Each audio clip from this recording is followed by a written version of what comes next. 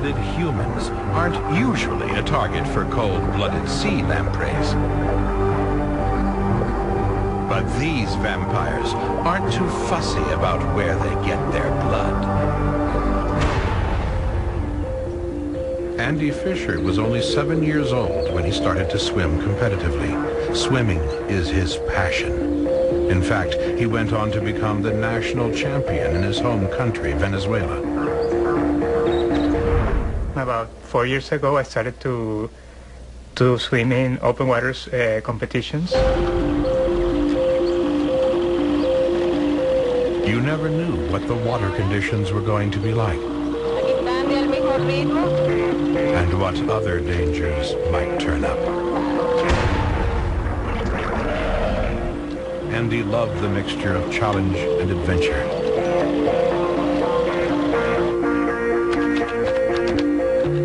So when he moved to the States, the first thing he did was look up open water swims on the internet.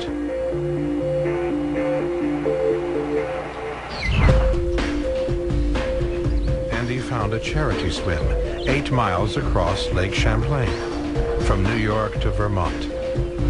Andy had never swum this far, so he would have to do lots of training. And he was a little concerned about the cold water. What might be lurking beneath the surface of the lake never even crossed his mind.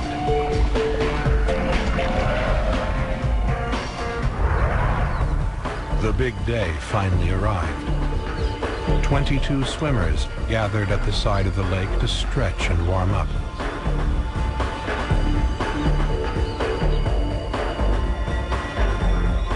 Andy was concerned about the distance, but more worried about the water temperature.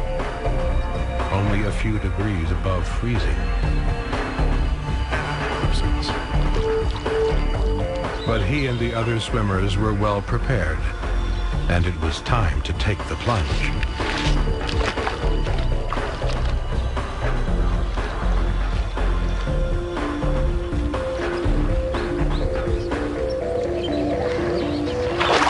When you're swimming in water this cold, your body temperature drops quickly, especially your skin temperature. Everything was going well, though, until 2 hours into the race, the swimmers hit the 4-mile mark, and they realized they had company.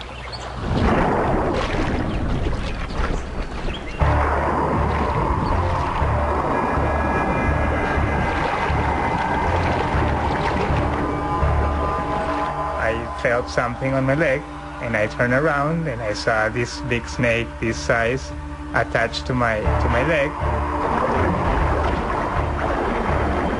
The sea lampreys were after a blood meal.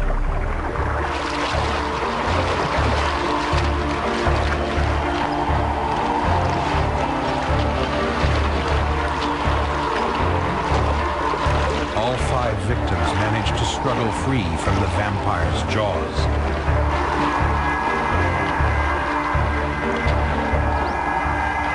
Andy and the other swimmers continued on across the lake.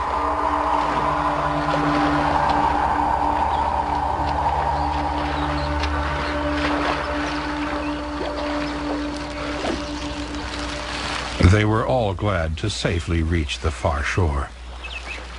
Their bodies sustained bruises and scratches from the lamprey's powerful jaws.